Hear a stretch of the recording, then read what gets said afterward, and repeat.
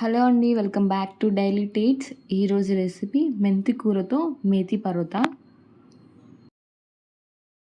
ముందు గిన్నె తీసుకొని అందులో 2 కప్పుల గోధుమ పిండి వేసుకోవాలి. అందులో మీ రుచికి తగినంత ఉప్పు, 1 స్పూన్ కారం,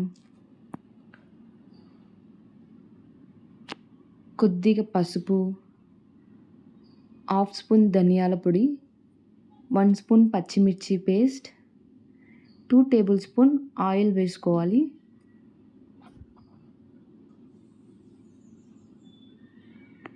ఇప్పుడు మనం ముందుగానే కట్ చేసి పెట్టుకున్న 1 కప్ మెంతి కూరని వేసుకొని కొద్దిగా నీళ్ళు పోసుకుంటూ పిండిని తడుపుకోవాలి.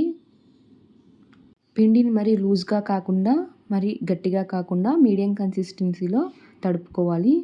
పిండిని తడుపుకున్న తర్వాత ఇప్పుడు ప్లేట్ పెట్టుకొని 15 నిమిషాల పాటు పక్కన పెట్టుకోవాలి.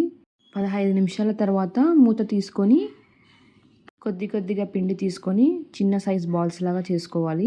ఇప్పుడు చపాతీ కర్రతో పిండిని చపాతీలాగా రుద్దుకోవాలి. ఇప్పుడు పరాతాని కాల్చుకోవడానికి ఓ ప్యాన్ పెట్టుకొని ప్యాన్ హీట్ అయ్యాక ఇప్పుడు పరాతాని వేసుకొని ఒక్క సైడ్ బాగా కాలిన తర్వాత మరో సైడ్ ఫ్లిప్ చేసుకోవాలి.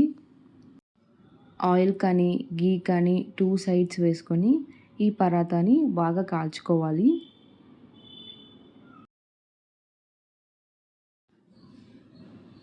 టూ సైడ్స్ బాగా కాలిన తర్వాత ప్లేట్లోకి ట్రాన్స్ఫర్ చేసుకుంటే మేతి పరోటా రెడీ అయినట్టే.